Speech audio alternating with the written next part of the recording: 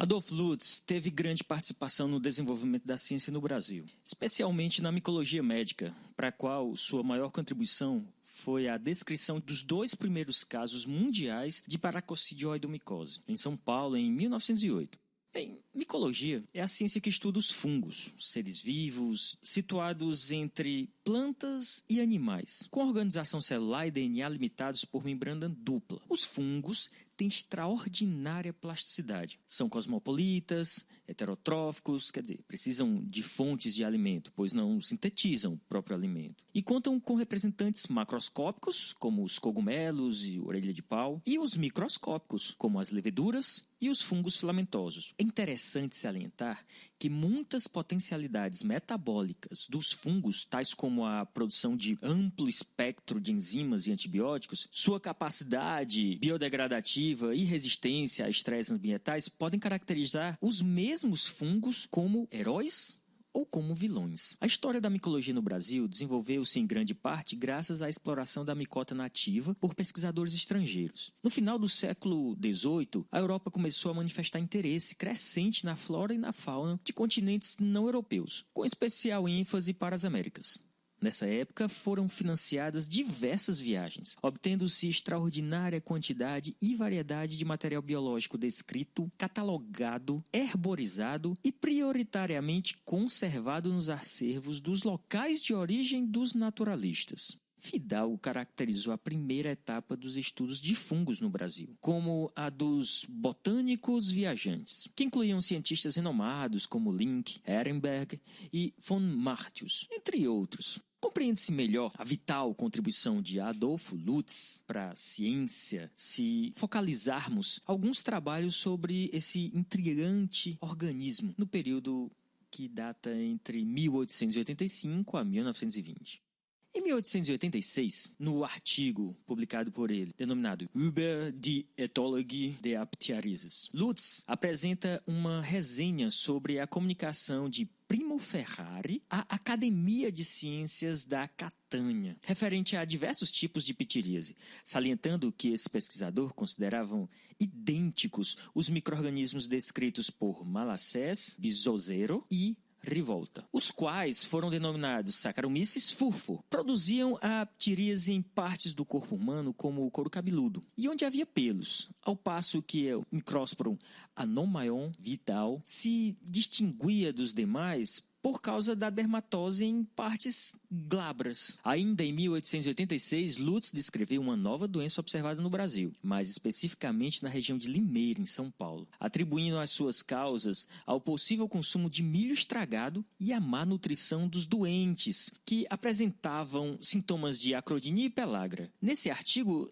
ele não mencionou os eventuais agentes etiológicos. No artigo intitulado Sobre um epífito esquizomiceto da pele humana, Lutz apresenta observações feitas juntamente com a doutora Una sobre o isolamento de um fungo que considerou idêntico ao Microsporum anomaion, obtido pelo professor Primo Ferrari, aquele mencionado no artigo anterior. No entanto, o significado patológico do micro-organismo é colocado em dúvida diante dos resultados negativos de Lutz ao realizar a inoculação em sua própria pele. O artigo Über ein bei Menschen und Ratten beobachtete Mycose representa um dos relatos mais interessantes e de maior valor histórico para a micologia. De autoria de Adolf Lutz e Afonso Splendore, em 1907, o artigo reporta uma micose observada em homens e ratos, denominada esporotricose. Os autores justificam a demora em publicar o trabalho pelos problemas ocorridos com a identificação do organismo que era causador da doença. As pesquisas de Adolf Lutz representaram um marco fundamental na história da micologia básica e médica. Seus trabalhos nortearam importantes linhas de pesquisa nessas áreas. E as descrições minuciosas dos fungos que observou contribuíram para ampliar a gama de espécie fúngica, favorecendo seu rápido conhecimento, que estivessem ou não associados aos casos clínicos. Lutz era filho de pais suíços, originário da cidade de Berne. Nasceu em 18 de dezembro de 1855. Estudou medicina na Suíça, concluiu o curso em 1879. Em seguida, se aperfeiçoou em diversos centros de referência, em Londres, na Inglaterra, em Leipzig, na Alemanha, Viena, na Áustria, Praga, na República Tcheca, em Paris, na França. Retornou ao Brasil em 81, na cidade de Limeira, em São Paulo. Aí permaneceu por 6 anos. Depois foi a Hamburgo, na Alemanha, para se especializar em doenças infecciosas e medicina tropical. Em seguida, foi diretor do Hospital Caliri, no Havaí, onde realizou muitas pesquisas sobre hanseníase também. Em seguida, mudou-se para a Califórnia e retornou ao Brasil em 1892. Trabalhou com Emílio Ribas e Vital Brasil. Em 1908, já com mais de 50 anos, Adolf Lutz ingressou no Instituto Oswaldo Cruz. Em Manguinhos, começa o terceiro período de sua vida profissional, em que realiza a aspiração de se dedicar por inteiro à pesquisa, e não necessariamente à aplicação médica. E isso ele faz até falecer no Rio de Janeiro em 6 de outubro de 1940, poucas semanas antes de completar 85 anos. Este texto é uma compilação e adaptação de trechos do livro Adolf Lutz, obra completa, Dermatologia e Micologia, de autoria do historiador da causa de Oswaldo Cruz, Jaime Larry Benchimol e Magali Romero, publicado em 2004. Também do artigo Adolf Lutz, um esboço biográfico, também de autoria de Jaime Larry Benchimol, no ano de 2003.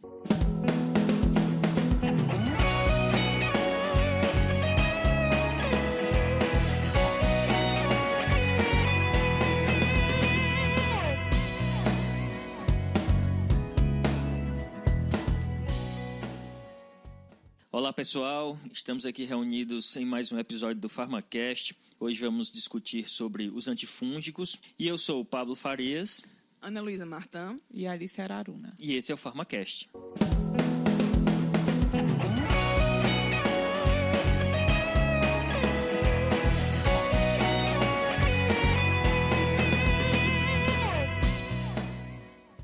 E como já é de praxe, vamos aqui iniciar nosso episódio com os recados, né? O que é que a gente tem aí de novidade do pessoal, Alice? Então, Cleberton Torres, ele é daqui da região, mas ele tá morando agora no Rio Grande do Sul. Ele pediu pra gente mandar um oi e disse que tá disseminando o PharmaCast lá pelas bandas do Rio Grande do Sul. Um oizinho aí pro Cleberton. Ei, bah, Kleber, valeu! Vocês lembram, né? Ele é daqui, né?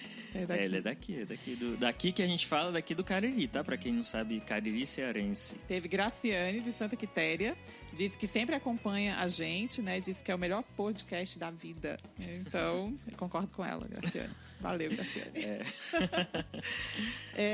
Sabrina Perina, de Araraquara, São Paulo. Gostaria de agradecer o trabalho de vocês. Tem me ajudado muito na profissão e disse que era lá de Araraquara. Eu tenho mandar um beijinho aí pro pessoal de Araraquara, que tem um carinho especial. Foi onde eu mais tomei suco de laranja na vida, muito baratinho. Não, deixa eu contar rapidinho.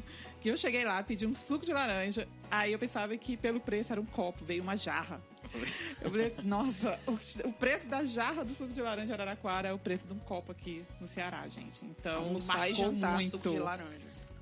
Delícia. Tem um cheirinho das fábricas lá, das indústrias de laranja. Tem um cheirinho então é isso, na né? cidade. É uma maravilha. Um abraço para todos da Unesp, viu? Pessoal aí de Araraquara, pessoal de farmácia. Pessoal E um abração, pessoal. Obrigado pelo apoio, viu? Tem também Jéssica, da UFMG. Ela disse: Oi, PharmaCast, sou a Jéssica do curso de farmácia aqui da UFMG e uso muito as aulas de vocês para revisar. A Amanda Ribeiro, não disse de onde era, disse que já é formada, que nos escuta para estudar para concursos e já indicou até para a chefe dela. Então, olha dicas aí, boas sempre são muito bem-vindas, né? Tem mais gente aí estudando para concurso, né? Espero que esteja ajudando muita gente. E o Emerson, nosso conhecido Emerson lá de Souza, Paraíba, né? O Emerson já é parceiro aí, já é cliente. Parceiro. Ele disse que o sonho dele era um curso de farmacologia com nós 4. Estamos esperando contratações. Pois é, mandem propostas. Propostas a gente analisa. Podem nos chamar. Tudo uma questão de manda pro setor lá financeiro e comercial, até parece. @ Pablo Faria, né? Contato@farmacast.com.br. Pois é, gente. Então, esses são os recadinhos de hoje. Mais uma vez agradecemos e vamos pro episódio. Olha eu tomando aqui. À frente. Mas vamos pro episódio, com certeza.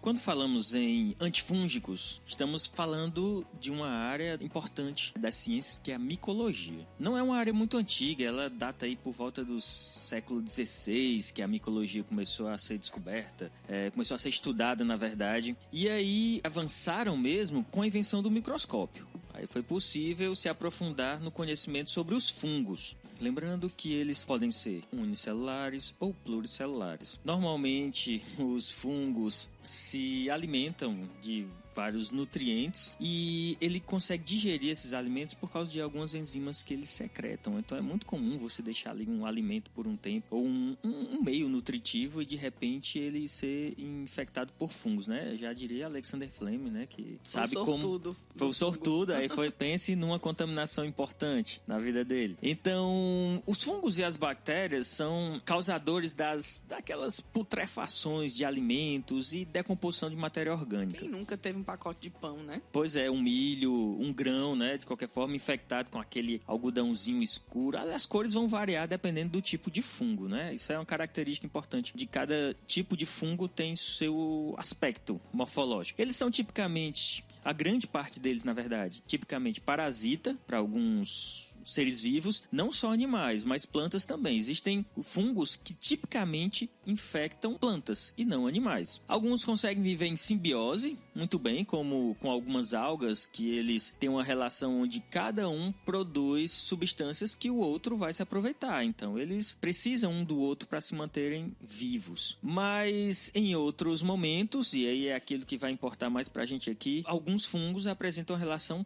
parasita. Então, ele se instala em um hospedeiro e ali retira nutrientes, causa lesões, ele usa tudo que é necessário para ele e deixa sequelas para o infectado. A gente tem em torno de 100 mil espécies de fungos e essa variedade que Pablo falou, mas apenas em torno de 20 delas são patogênicas. Então, realmente, nem todas têm uma variedade muito grande, mas capaz de gerar patogenicidade ao ser humano são poucas. Lembrando que essas outras espécies aí são espécies que infectam plantas, algumas não têm nenhuma importância clínica pra gente, porque infectam só plantas. Outros são alimentos, cogumelos. Alguns cogumelos são comestíveis, um shiitake, um champignon, né? Um shimeji. Então, alguns cogumelos são tipicamente comestíveis. Por esse motivo, poucas espécies têm importância clínica. Inclusive, as ações benéficas dos fungos, apesar de serem muitas, são pouco divulgadas. A gente vê aí como ação imprescindível na produção de bebidas, como vinho,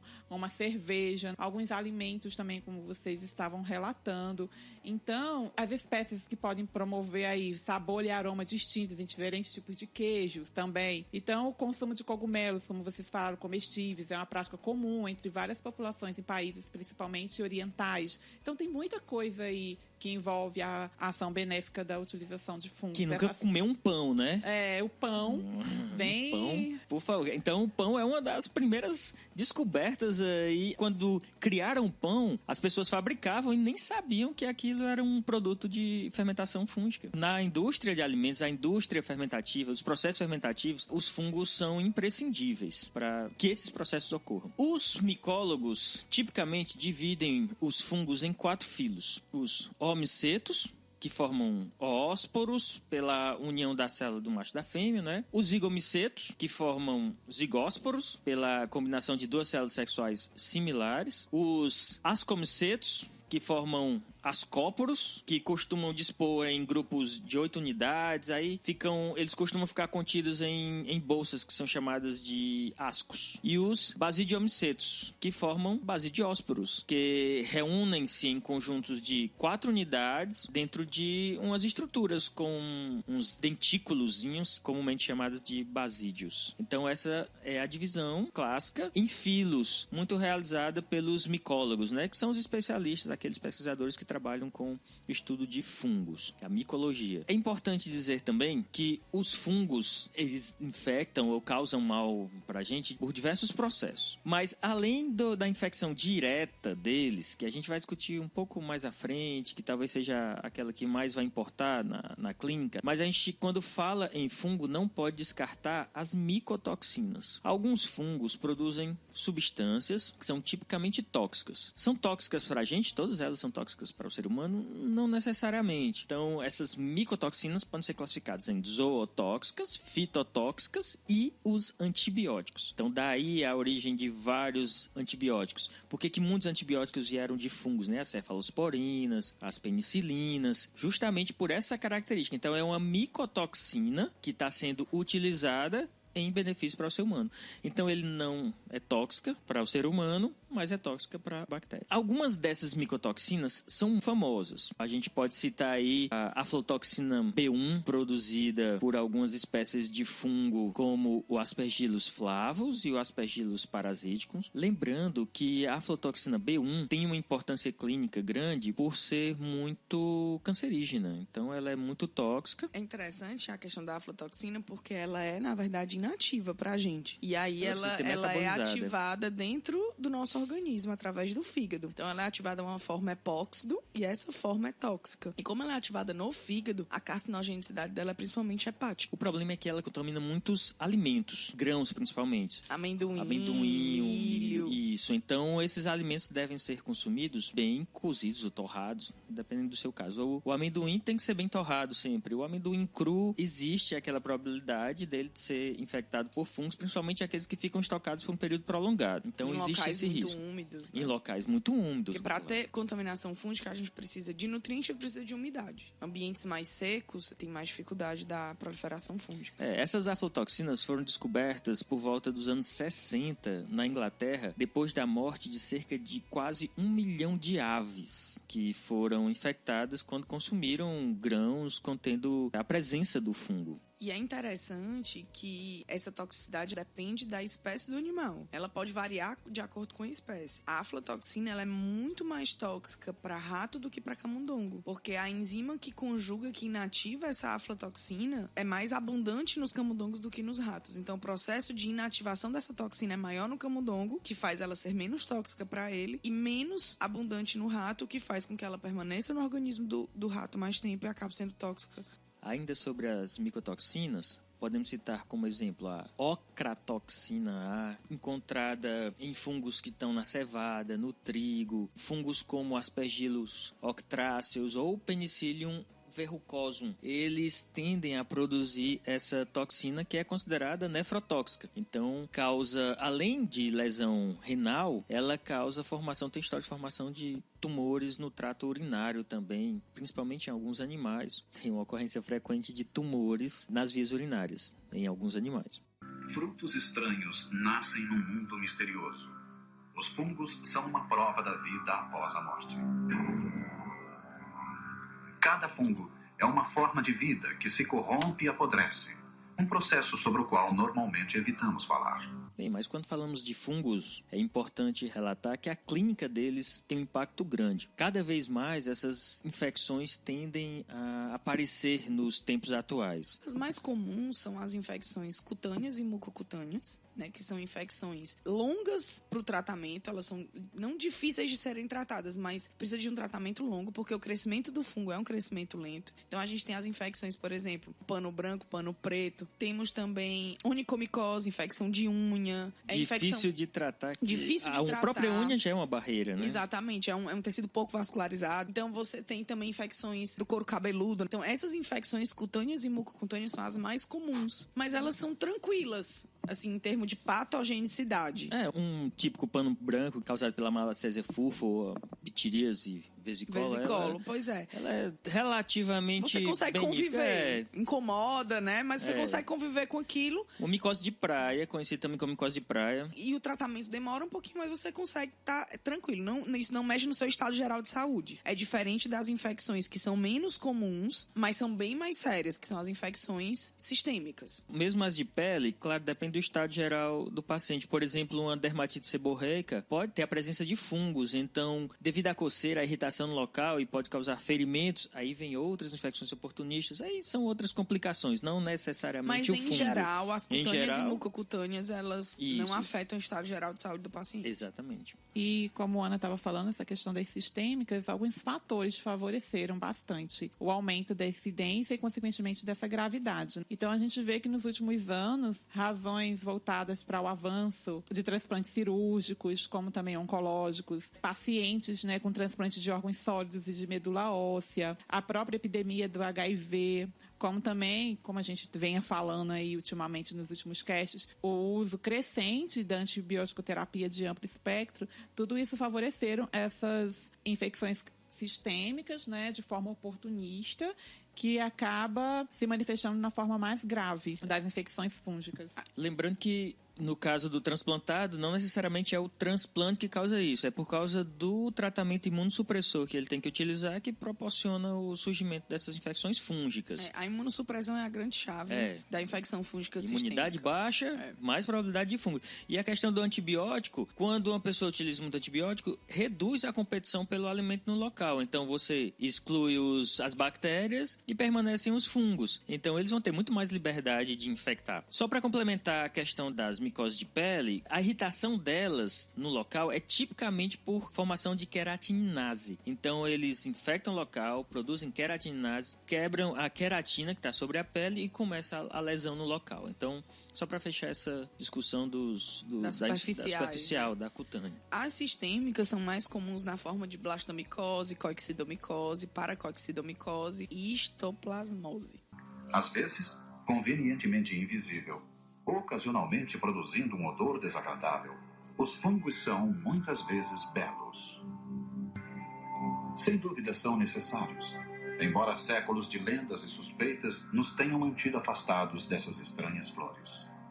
Além de tudo isso, tem também as infecções secundárias. O indivíduo é acometido de uma infecção primária, geralmente bacteriana, e os fungos, com a sua característica oportunista, acabam se instalando aí de forma secundária nessa região. A gente pode dar como exemplo, por exemplo, algumas infecções do trato respiratório, tanto por bactérias gram-negativas, no caso de pseudomonas, como por gram-positivas, no caso dos estafilococos. É comum ter uma infecção secundária depois por cândidos ou aspergilos. No caso, por exemplo, também de uma infecção intraabdominal, tanto por bactéria gram-negativa, como as enterobactérias, como por gram-positivas, como enterococos. Na sequência, pode-se também observar uma contaminação secundária aí pela cândida. Então, existem vários exemplos, né, de todas as regiões, cavidade oral, cutâneas, infecções no trato urinário, no uso de catéteres, existem vários. A cândida está aí como primeiro lugar de infecções secundárias. A infecção por cândida é muito frequente. Muito frequente, mas pode ser observado também tanto a presença de aspergilos como de criptococcus. Depende aí do local e da afinidade.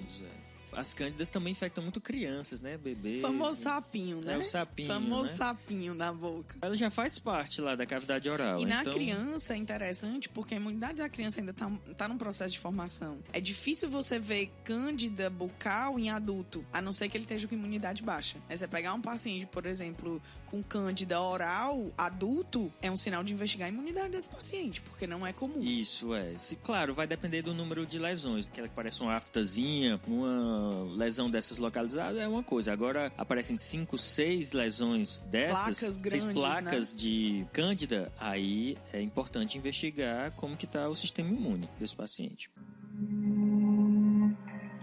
A maioria de nós as consome, pelo menos uma espécie.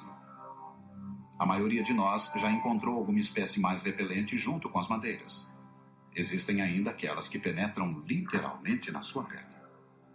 Se estamos falando da clínica do fungo, então é importante a gente entender um pouquinho como é que ele sobrevive, como é que ele funciona, porque o objetivo da gente é acabar com ele. Para ele se manter íntegro, uma base do tratamento, tanto para bactérias como para fungos, é ataque na membrana do micro-organismo. Então, basta entender esses micro-organismos, pensando na estrutura da célula, nós temos um invólucro, que é a membrana celular, e dentro, vamos tentar pensar dessa forma, tá? Tem todos os órgãos daquele micro-organismo. Então, eu posso atacar órgãos, processos bioquímicos, um monte de estruturas. Mas se eu ataco a membrana, é impossível existir o fungo. Então, talvez a membrana celular desses fungos seja um principal alvo nos tratamentos. A membrana realmente se torna um dos principais alvos. No entanto, é que se a gente pensar na variedade de opções terapêuticas que a gente tem dentro dos antibacterianos, a gente não consegue ter essa mesma variedade terapêutica nos antifúngicos. Por qual motivo? Porque o fungo é um ser eucarioto como nós. Já as bactérias, como são procariotas, a estrutura celular, os componentes da membrana da bactéria, né? A bactéria tem parede celular, a gente não tem. Então, existem alguns alvos que eu consigo explorar na bactéria que eu não consigo explorar num organismo fúngico, justamente porque ele tem uma estrutura celular mais parecida com a nossa. Então, a membrana celular do fungo é muito parecida com a nossa membrana. Uma das principais diferenças que a gente tem é que na nossa membrana a gente tem moléculas de colesterol e na membrana do fungo existe uma molécula de ergosterol. E isso vai ser o principal alvo dos medicamentos antifúngicos que atuam na membrana celular fúngica. saúde. Mas há uma dificuldade aí da gente conseguir muitas alternativas terapêuticas antifúngicas devido à semelhança da célula fúngica com a nossa célula ser humano. Então a ideia é apostar assim, nós temos estruturas muito semelhantes, mas a molécula que compõe aquela estrutura no fungo é uma e que compõe a estrutura no ser humano é outra. Então é apostar nessa especificidade da molécula. Exatamente. E dos processos bioquímicos também. Exatamente. De processo de síntese dessas metabolismo, moléculas. síntese dessas Exatamente. moléculas. Então, assim, às vezes tem antifúngico que, embora o ergosterol não tenha na célula humana, o processo bioquímico que sintetiza isso vai afetar o ser humano. A gente não tem esse processo da mesma forma do fungo, mas temos moléculas parecidas. E aí, então, a inibição desse processo no fungo gera inibição de alguns processos no ser humano. E aí vão aparecer as interações medicamentosas e os efeitos colaterais e adversos. Só para complementar, apesar de apresentar essa semelhança das estruturas, é importante a gente lembrar que apresenta também parede celular, o fungo. Tem parede celular também. E é outro alvo, graças a Deus, né? Que é uma coisa que a gente não tem e que não consegue afetar nossas células. E aí essa parede celular ela pode estar sendo formada por glicanas, por mananas, por quitina, mas não tem peptidoglicano. Diferente então, das bactérias. Da bactéria. Por isso que os antibióticos não têm atividade contra fungos. Os fungos, e eles incluem desde os cogumelos venenosos ao bolor do pão, não pertencem ao reino animal, mas também não são plantas. Eles são cidadãos de outro reino.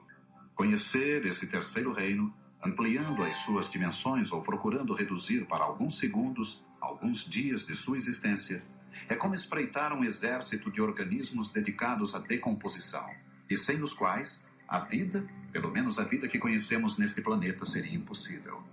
Tá, então vamos aproveitar esse gancho e começar a discutir um pouquinho sobre a farmacoterapia. Já que estamos falando aqui de parede, de membrana celular do fungo, do ergosterol, esse é um dos processos importantes que podem ser interrompidos no fungo e a gente pode tratar as infecções fúngicas através dessa via. Quem é utilizado para ter essa atividade? As principais classes de antifúngico, que são os azóis e os polienos, vão atuar no ergosterol como alvo farmacológico. Só que eles atuam de forma diferente. Os azóis vão atuar impedindo a síntese do ergosterol e os polienos vão atuar se ligando no ergosterol da membrana, já formado. E aí eles formam tubos, canais, que aí o fungo acaba perdendo aminoácidos, íons e acaba, não conseguindo sobreviver. Mas os dois têm o foco no ergosterol, porém em momentos diferentes, vamos dizer assim. Os azóis, que são talvez os antifúngicos mais conhecidos pela população, que é o cetoconazol, fluconazol, miconazol, itraconazol, são antifúngicos que vão atuar inibindo a síntese de uma enzima, que é a 14-alfa-desmetilase, do citocromo P450 do fungo. Na verdade, é do citocromo P51. Essa enzima ela é importante na síntese do ergosterol, na etapa de transformação do lanosterol para o imosterol. E ao inibir essa enzima,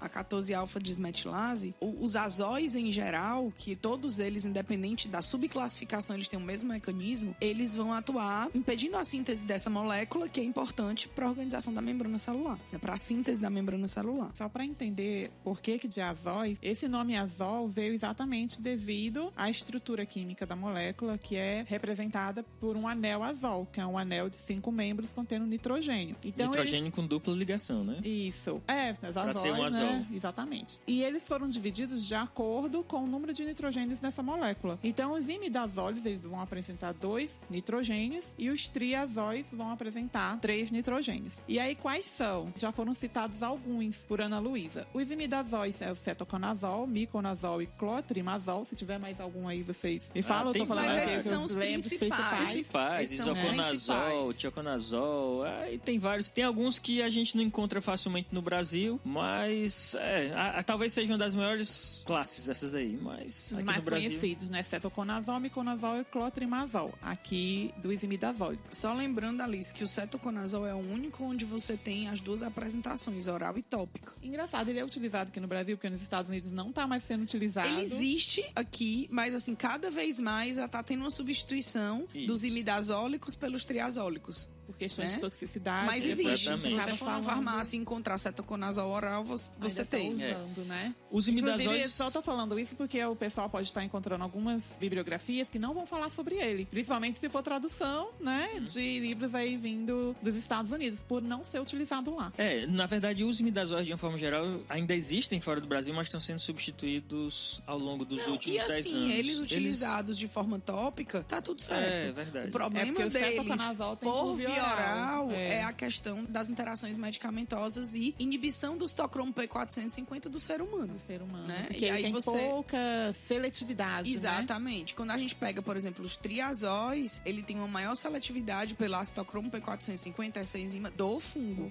Então você tem menos interações medicamentosas e efeitos adversos. Já o miconazol e o clotrimazol, como é de tratamento tópico, então ele é mais facilmente utilizado. Clotrimazol, gente, a gente vê nas propagandas sendo utilizado para frieira, né? Tá com É. frieira? Usa Algumas infecções genitais Clotrimazol. também, às vezes, tem. Então, os imidazóis tópicos ainda são muito utilizados. Já os triazóis, então a gente tem aqui também alguns dos mais utilizados. O itraconazol, fluconazol, super conhecido, né? que hoje é um dos mais usados, né? Dessa geração aí dos triazóis. Muito os três mais utilizado. usados são esses: fluconazol, itraconazol e voriconazol. Tem aí um mais recente, o posaconazol. O posaconazol, né, verdade. também. Isso. E ele tem um amplo espectro, então ele já tá entrando aí, já não é mais só já virou o quarteto. Não são mais só esses três primeiros citados anteriormente. Mas, assim, desses quatro, o que é mais utilizado, assim, é o fluconazol. Aí o voriconazol e o posaconazol vão entrar mais em situações de resistência. O ideal é que eles sejam mais de reserva. reserva. Não sejam utilizados de cara, não. Então, normalmente no ambiente hospitalar, o posaconazol, por exemplo, é usado para infecções invasivas de cândida, aspergiloses, então mais complexas. E o fluconazol ele é muito bem tolerado. Há relatos de que pode ser utilizado doses de 100 a 800 miligramas.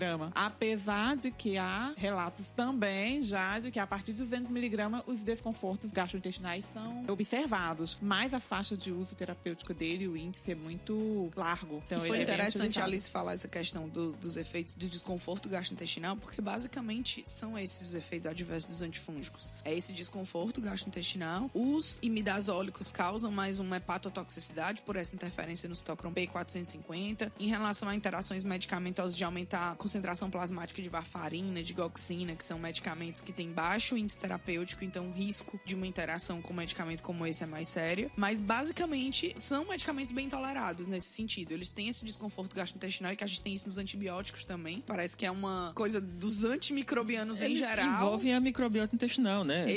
Atrapalham a sobrevivência da microbiota intestinal. Exatamente. Então esse desconforto realmente é o principal efeito adverso. E o efeito hepático, né, mais presente aí nos imidazólicos. Tem outros antifúngicos dessa classe mais recentes, surgiram de 2014 para cá, mas a gente nem tem aqui no Brasil, que é o efnaconazol, isovuconazol. Então esses têm um espectro maior, são realmente de reservas, têm maior tolerabilidade e provavelmente menos eventos adversos. O isovuconazol tem a vantagem de ser usado tanto intravenoso como oral também, mas a gente não tem aqui ainda no Brasil, mas deve chegar aí. Esse é o mais recente de todos os imidazólicos. E o cetoconazol, ele também tem como efeito adverso alguns distúrbios endócrinos. Ele pode causar ginecomastia, ele interfere na síntese da testosterona. E o que deixa de ser útil, porque tão útil para porque homens. O precursor, gente, quando a gente pensa no precursor da testosterona, é o colesterol. Como são moléculas, embora diferentes, são parecidas, o cetoconazol consegue interferir na síntese da testosterona. Então ele pode dar ginecomastia, diminuição de fertilidade. Então, realmente o uso existe, você vai conseguir encontrar em farmácia o cetoconazol por via oral, mas é um uso obsoleto, já que a gente tem a classe dos triazóis que não possuem esses efeitos adversos.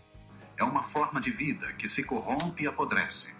Vamos só nos localizar aqui, tá? A gente tá conversando de forma aleatória sobre os antifúngicos, mas o que a gente já conversou até agora? Nós falamos sobre os azóis, falamos tipicamente sobre os azóis. Os azóis, falamos sobre dois subtipos, que são os triazólicos e os imidazólicos. Lembrando que os imidazólicos são a primeira geração desses azóis, que apresentam um pouco mais de eventos adversos. Então, secundariamente, surgiram os antifúngicos azóis da classe dos triazólicos, fúngicos, que são muito mais bem tolerados, menos eventos adversos. Nós conversamos também sobre essa estrutura dos azóis. O azol é um grupo cíclico, fechado, tem uma estrutura cíclica, com nitrogênio fazendo dupla ligação dentro do grupamento. Os imidazóis são tipicamente diazóis, então tem 2 nitrogênios. Os triazóis, como o próprio nome diz, tem 3 nitrogênios compondo esse anel de 5 membros. Então, todos eles atuam sobre a síntese do ergosterol, do fungo. Como principais representantes dos imidazóis, nós temos o clotrimazol, o isoconazol, cetoconazol e o miconazol. Então, esses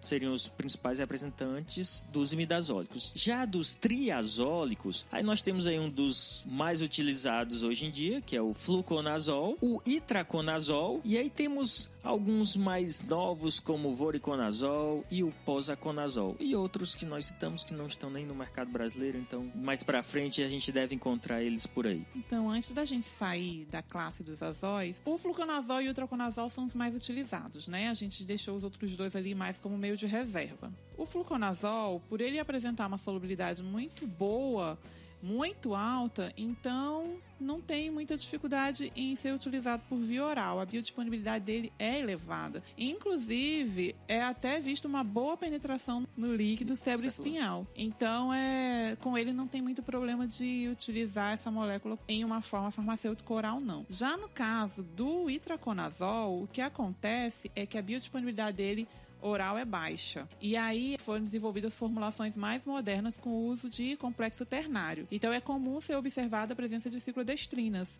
Essas ciclodestrinas, elas vão favorecer a solubilidade aparente. E eu queria só chamar a atenção para isso, porque muitas vezes as pessoas falam que estão utilizando o complexo ternário para aumentar a solubilidade do fármaco.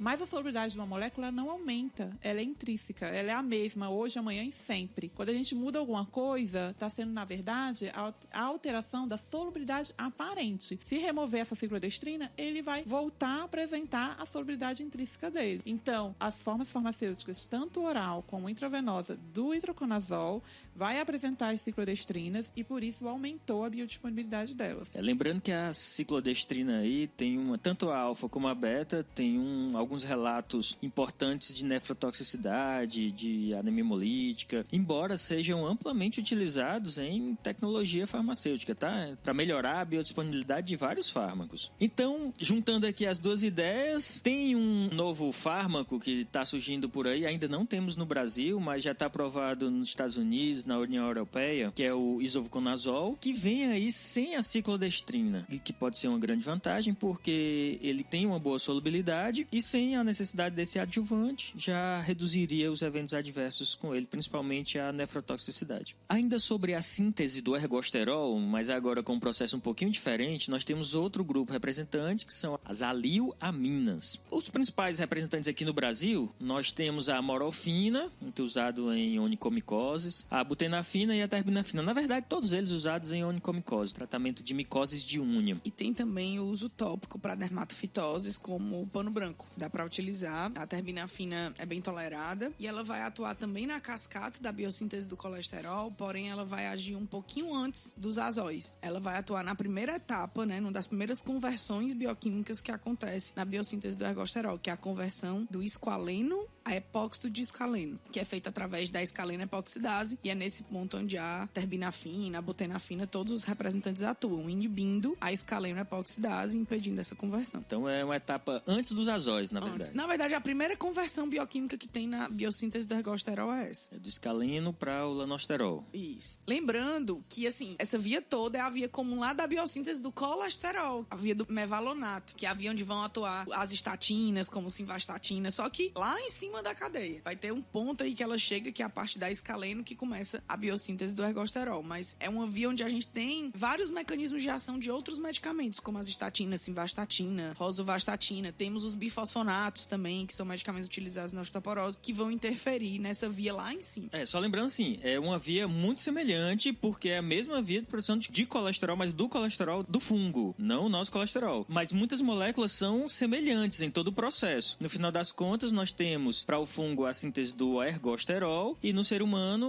o nosso colesterol. Frutos estranhos nascem num mundo misterioso. Os fungos são uma prova da vida após a morte. Cada fungo é uma forma de vida que se corrompe e apodrece, um processo sobre o qual normalmente evitamos falar. Partindo para uma terceira classe, muito importante, muito utilizada, nós temos os polienos, ou antifúngicos poliênicos. Primeiro, Alice, explica por que é polieno. Primeiro eu vou falar de onde ele vem. Eu tô rebelde, né? Tá bom, vai lá, diz. Já pensou? Não, é porque é interessante que ele é um fungo traidor.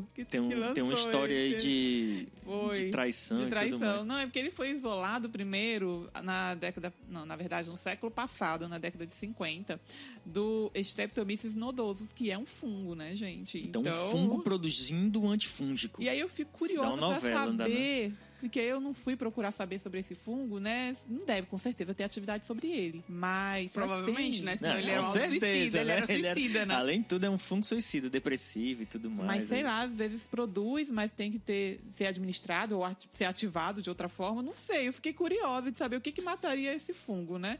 Provavelmente não a anfotericina. Mas ela foi identificada nele, e aí quando foi 10 anos depois, lá para 60, 65, foi que o FDA reconheceu e foi o primeiro antifúngico liberado, lançado no mercado. E ele tem um representante em diversas apresentações diferentes, mas ele tem um representante, a anfotericina B. E aí, como o Pablo perguntou, por que poliênicos? Então, eles são poliênicos por quê, gente? Lembra lá do an, en, in?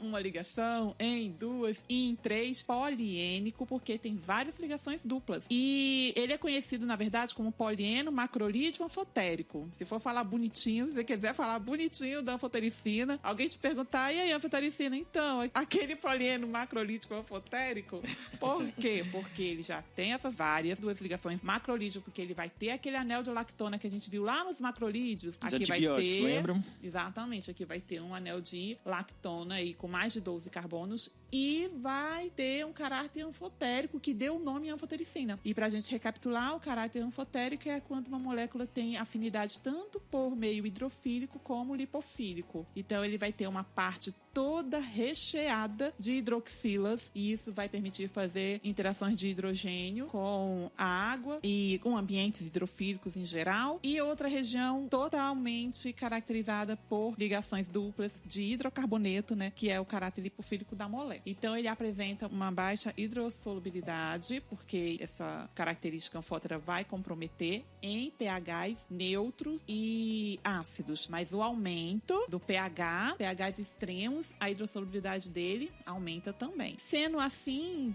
quase que insolúvel em água, foi necessário complexá-lo inicialmente com sal biliar de desoxicolato. Então, é a apresentação mais comum, inicialmente produzida, foi ligada com o desoxicolato sódico. O mecanismo de ação dos polienos também vai ser através do ergosterol, mas não na biossíntese. Ele vai se ligar no ergosterol já pronto, na própria membrana. Na membrana já, né, com a membrana formada do ergosterol lá, e ela forma túbulos. Então, ela se liga e forma um canal. E esse canal vai ocorrer perda de íons e aminoácidos do meio intracelular do fungo para o meio extracelular, o que faz com que impossibilite a vida desse fungo. Impossibilite a vida desse fungo. Então, ele altera a permeabilidade dessa membrana, gerando esses poros se ligando justamente no ergosterol. Esses são os poliênicos, e além da anfotericina B, nós temos aí um muito utilizado, que é a nistatina, tem a natamicina e outros que já saíram de uso praticamente no mundo todo. E a nistatina é interessante porque ela tem uma toxicidade muito alta por via sistêmica, então ela só existe hoje no uso tópico. Tanto renal como hepática, né? Isso. E ela hoje é só formulação tópica. O mecanismo é igual, o mecanismo que a Alice comentou é igual da anfotericina, porque a mesma classe também forma esses poros, mas a nistatina é mais utilizada para infecções, principalmente tópicas. E aí a candidíase oral, que é o sapinho, é a mais... Por isso que vem aquelas preparações para bochecho que... mas não é na boca? Sim, mas é tópica, porque o tratamento não é sistêmico, é no local onde ele está entrando em contato. Embora quando a candidíase candidíase afeta a região esofágica, você pode até deglutir a anistatina. Só que quanto mais você deglute a anistatina, mais desconforto gastrointestinal ela pode provocar. Então, assim, a anistatina e a anfotericina atuam no mesmo mecanismo de ação, são os dois poliínicos que a gente tem de grande utilização no mercado. A anistatina fica restrita para tratamento tópico de infecções fúngicas e, embora a anfotericina B também exista na forma, por exemplo, de creme vaginal para tratar uma candidíase vaginal... Que é tópico, né? Que isso é tópico. Que é tópico, mas tem muita preocupação de se iniciar o tratamento com ela por causa do risco de resistência, porque ela é uma das principais alternativas terapêuticas sistêmicas no ambiente hospitalar. Em ambiente hospitalar e para combater infecções fúngicas sistêmicas que a gente viu que acomete principalmente pacientes imunocomprometidos e que aí para resolver esse tipo de infecção é um pouquinho mais complicado. Tá, mas a anfotericina B é um fármaco curioso. Ele é muito efetivo para algumas infecções fúngicas mais complexas, então no ambiente hospitalar ele é imprescindível, só que essa questão, essa nefrotoxicidade dele torna ele limitado no uso. A indústria precisou utilizar essas propriedades farmacológicas dele e tentar combater esses efeitos adversos. Então qual foi a solução? Quais são as preparações que nós temos hoje para isso? Além dessa nefrotoxicidade, o problema da anfotericina B se dá também porque ela não é seletiva em relação à ligação ao colesterol fúngico, no caso ao ergosterol. Ela então tanto tem afinidade pelo ergosterol como também pelo colesterol humano. E aí desenvolveram veículos lipídicos para servir como reservatório dessa anfotericina, reduzindo essa ligação inespecífica. Então as membranas celulares humanas passaram a estar um pouco mais protegida e a ligação preferencial permitiu reduzir a toxicidade sem sacrificar tanta eficácia. E aí possibilitou a utilização até de doses maiores. Então a gente partiu de uma anfotericina ligada somente ao desoxicolato e foram desenvolvidos 3 diferentes formas de, não de apresentação, mas de formas estruturais, né, de organização com veículos diferentes, pronto, dessa anfotericina. A primeira foi o desenvolvimento dela com uma formulação lipídica na forma de um complexo lipídico. Ela vem na forma de fitas. Eu vou até fazer a propaganda, tudo bem, né? Vai que eles escutam. O nome comercial é o Abelset, Quando chegou ao mercado, quando né? Chegou ao mercado, foi isso. E foi aprovado em 1995 pelo FDA. Então foi o primeiro que saiu. Esse aí, complexo lipídico em fitas. Na sequência, foi liberado uma dispersão coloidal, já em forma de discos, que é o Anfotec, que também foi aprovado pelo FDA em 1996. E por último, o mais conhecido, foi o lipossomal, que são essas esferas. Ambisome, isso. Aprovado já em 97 pelo FDA. E o que são esses lipossomas? São vesículas, aí na ordem de diâmetro de 0,1 a 0,5 micrômetros, e são constituídos por uma ou mais membranas fosfolipídicas, de origem natural. Então, o princípio ativo, ele pode estar encapsulado tanto na fase aquosa, no interior desse lipossoma, como também pode estar aí embebido nessa membrana de fosfolipídios. Que no caso da anfotericina, ela tá na membrana. Se vocês forem olhar no site do próprio fabricante ai, que nome? Ambisome. É um nome simples, Ambisome. Se vocês forem lá no site do Ambisome, ele mostra a estrutura, ele dá uma representação esquemática desse lipossoma e a anfotericina toda ali embebida na membrana fosfolipídica, tá? Então, foi uma forma aí de conseguir minimizar esses efeitos e essa inespecificidade dela de se ligar ao colesterol humano. Certo, mas esses complexos lipídicos, essa adição de lipídio na molécula não tem função antifúngica. Então, como é que vai funcionar? Ela tem que, inclusive, sair do meio, né? Pra poder permitir que a anfotericina tenha atividade. Então, tanto fosfolipases liberados pelo tecido muscular liso, no caso aí dos vasos, onde está passando essas moléculas, em conjunto com fosfolipases de macrófagos e as secretadas pelas próprias células fúngicas infectantes, elas vão quebrar os lipídios do complexo e vão liberar a anfotericina diretamente no focal de infecção. Então, isso aumenta a seletividade. Lembrando que eu estou mencionando o complexo lipídico, porque nós temos uma forma que é chamada especificamente de complexo lipídico, quando a anfotericina B está ligada a esse complexo. Mas mesmo na lipossoma, ela está complexada à membrana da lipossoma. Então, por isso que eu chamei de forma genérica como complexo. Mas deixa eu perguntar uma coisa, qual seria a melhor, então, das 3? Pois é, não fizeram um estudo comparativo com as 3 para identificar qual seria melhor. E aí tem assim, né, estudos isolados mostrando a viabilidade de uma e de outra na forma isolada.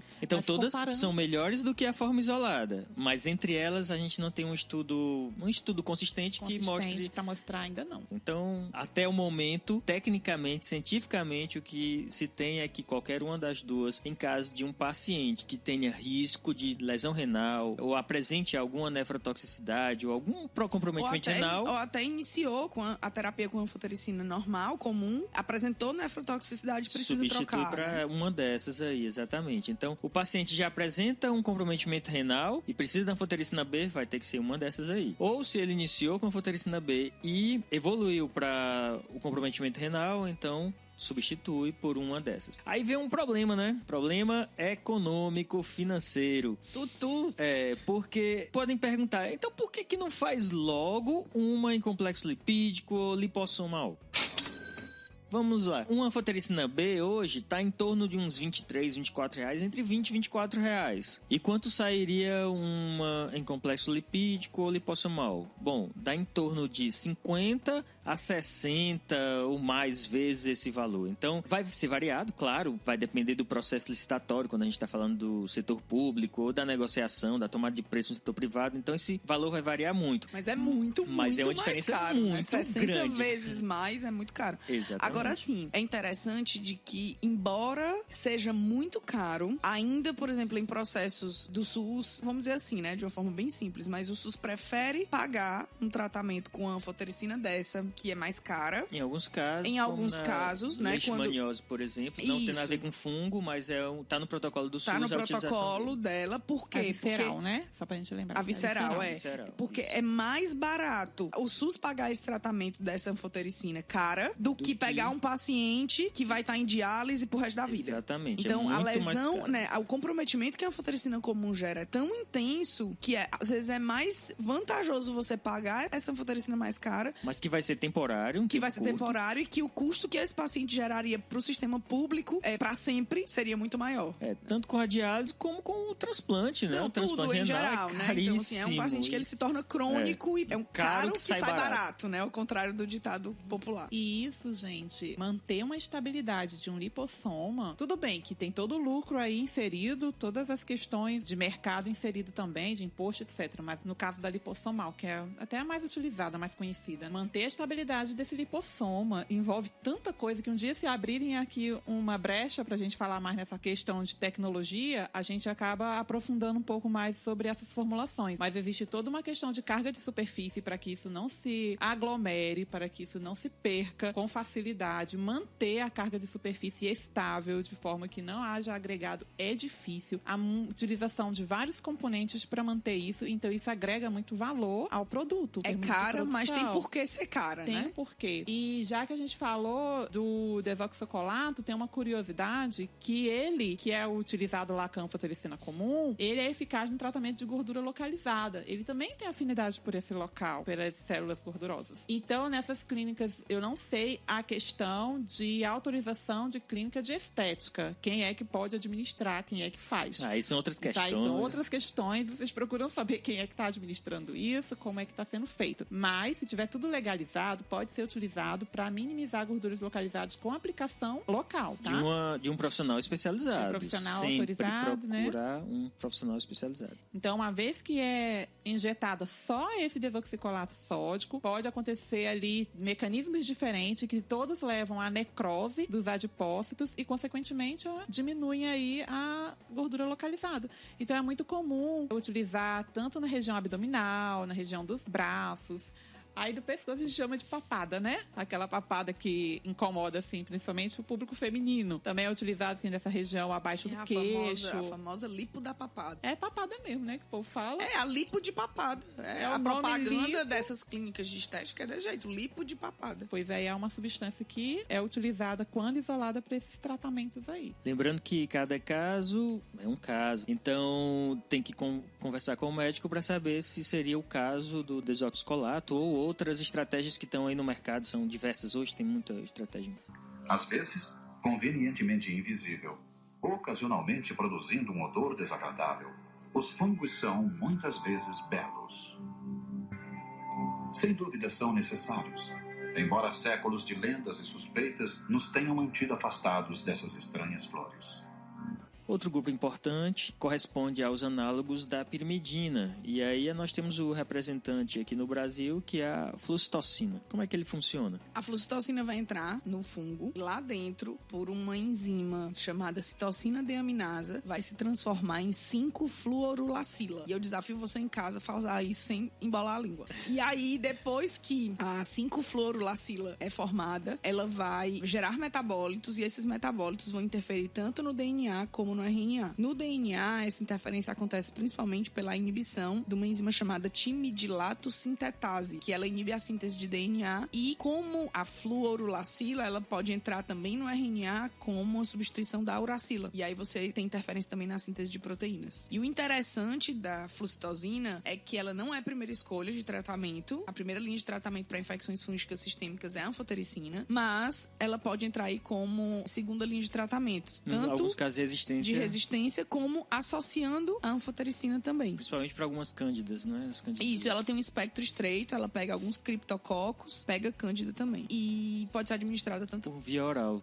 Isso é uma vantagem dela, mas ela também pode ser administrada por via parenteral. Então, na associação com a anfotericina, pode ser as duas por via parenteral. E o fato dela ser administrada por via oral faz com que ela possa também ser associada ao itraconazol, que pode entra aí como associação no tratamento de cromoblastomicose, com itraconazol e de meningite criptocócica, que é um espectro bom da flucitocina, o criptococo. Que é uma infecção fúngica muito grave. Muito séria, né? E pode ser associada à anfotericina B aí nessa infecção sistêmica. Então ela tem um sinergismo tanto na associação com poliênicos, como a anfotericina B, como com os azólicos, como o itraconazol. E esse sinergismo, só lembrando que ele acontece porque para a fluoracila atuar, ela precisa entrar na célula, porque ela inibe, né, a síntese de DNA e RNA. Mas para ela entrar na célula, se já tiver ocorrido aí uma desestruturação ali da membrana, feita pelos polienos ou pelos tióis, isso facilita a entrada dela. Então o sinergismo se dá exatamente por isso, uma penetração, um aumento da penetração dela na célula, porque a membrana já sofreu uma lesão inicial pelos polienos ou triazol, ou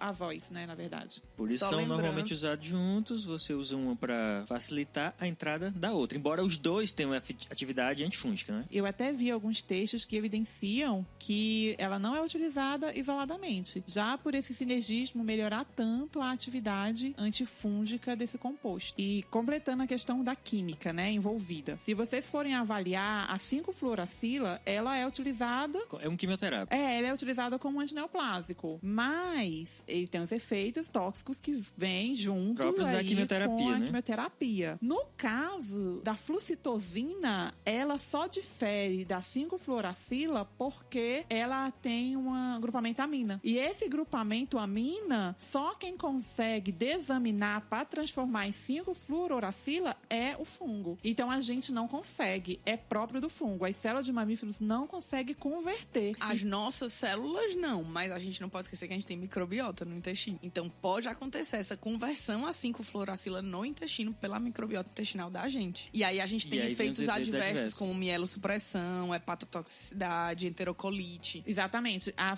microbiota fúngica. Fúngica da gente. Exatamente. Né? Então, assim, as nossas células não fazem essa conversão. Mas como a gente tem organismos fúngicos morando no nosso corpo, essa conversão pode acontecer no nosso corpo. Então, teoricamente, não teríamos a formação dessa substância porque a gente não tem capacidade de fazer esse metabolismo. Mas quando foram ver a ocorrência dos eventos adversos, aí, rapaz, tem a microbiota intestinal. Tem a microbiota intestinal. E aí ela tem um índice terapêutico estreito justamente por causa disso. Porque ela tem uma alta toxicidade nesse sentido. A maioria de nós as consome, pelo menos uma espécie. A maioria de nós já encontrou alguma espécie mais repelente junto com as madeiras. Existem ainda aquelas que penetram literalmente na sua pele.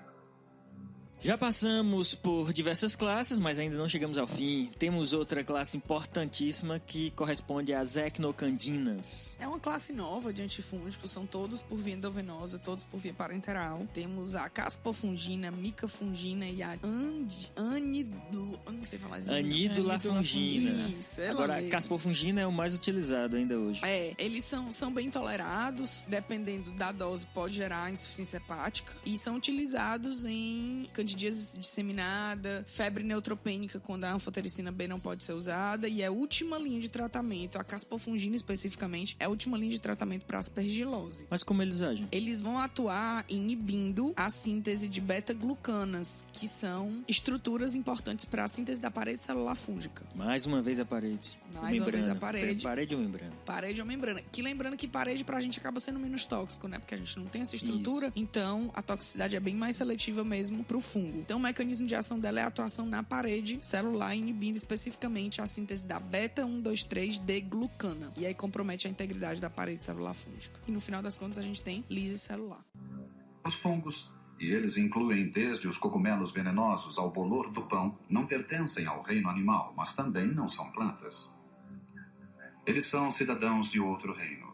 Conhecer esse terceiro reino, ampliando as suas dimensões ou procurando reduzir para alguns segundos, alguns dias de sua existência, é como espreitar um exército de organismos dedicados à decomposição, e sem os quais a vida, pelo menos a vida que conhecemos neste planeta, seria impossível. Além desses, nós temos outros que não se encaixam tão bem numa classe, como por exemplo a griseofulvina. A griseofulvina vai interferir também na síntese do DNA, mas especificamente no fuso mitótico. Ela vai atuar inibindo a divisão celular fúngica, porque ela consegue promover a ruptura do fuso mitótico interagindo com os microtúbulos. Então não tem mitose. O fungo não consegue se dividir. Não consegue se dividir, é o tipo de reprodução dele, né? E a griseofulvina é interessante porque ela é de uso tópico e ela é muito boa para essas dermatomicoses e onicomicoses, porque ela tem uma afinidade por queratina, que é justamente onde essas micoses estão localizadas. Cabelos e unhas. Cabelo, unha e pele, né? Que é onde a gente tem mais queratina. Por exemplo, para infecções de pele e cabelo, ela chega a ser tratamento de 2 meses, 2 meses e meio de tratamento. E em onicomicose, de 6 meses a 1 ano de tratamento.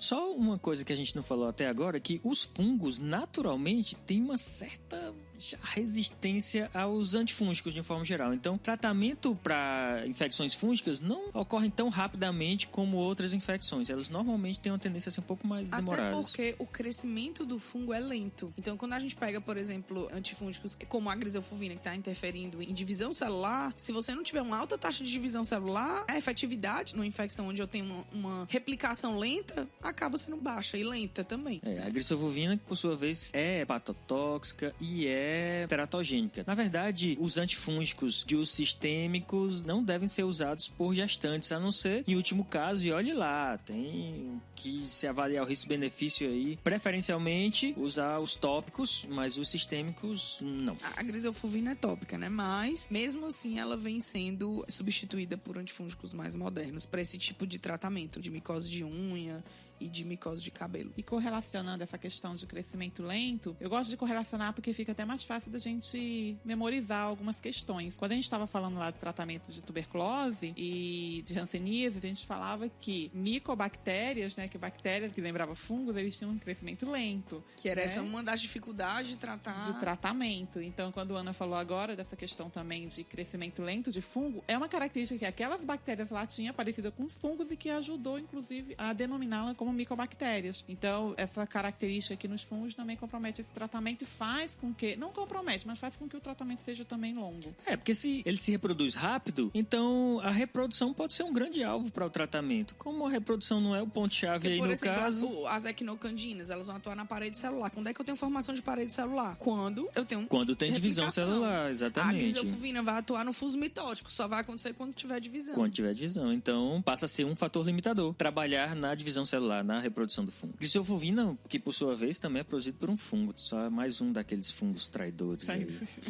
Mais um representante dos antifúngicos, a gente tem o ciclopirox. Como é que ele age? Na verdade, ele é o ciclopiroxolamina. Todas as apresentações são tópicas, solução e creme, muito utilizado em soluções otológicas, também na forma de esmalte para onicomicose. E o mecanismo de ação do ciclopirox é inibição do transporte, principalmente de íons. Ele tem um efeito quelante, trivalentes, principalmente. Né? Íons bitrivalentes, e também ele impede o processo de respiração celular, interfere no transporte ativo de membrana. Então, ele interfere no transporte de aminoácidos do meio extracelular para o meio intracelular. Essa inibição da captação de aminoácidos e de alguns nutrientes acaba que secundariamente compromete a síntese da parede celular também. Isso. E aí ele é principalmente utilizado para ptiríase vesicola, né? Que é o pano branco. É tópico e infecções otológicas e de onikomicose.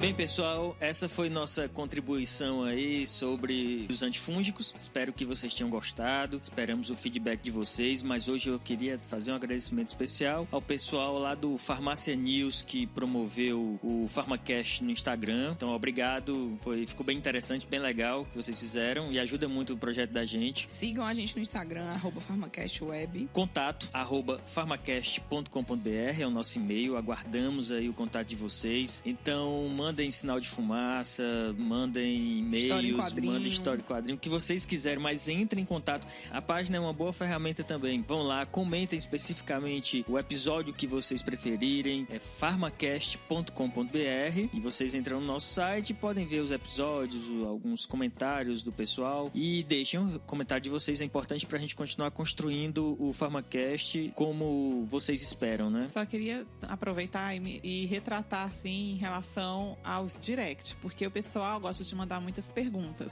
Só que às vezes a gente abre as perguntas e aí no ambiente que a gente está não tá dando pra responder naquele exato momento, a gente vai respondendo conforme vai dando tempo. E aí algumas delas ficam perdidas, porque já abriu, já vai chegando várias outras, depois a gente não sabe onde que está mais. O Instagram tem esse problema. No Instagram. Então, qual é a dica? Mandou uma pergunta, viu que a gente já visualizou e não chegou nenhuma resposta, manda nem que seja um oi, porque aí vai notificar de novo, vai subir e vai ficar de novo como não lida. E aí a gente vai ter como encontrar. Então eu já até coloquei isso lá nos stories explicando, mas eu já percebi que tem perguntas que eu lembro que foram feitas, mas eu não sei mais quem foi. Não tô encontrando. E aí a gente não tem como discutir aqui no grupo e mandar a resposta pra vocês.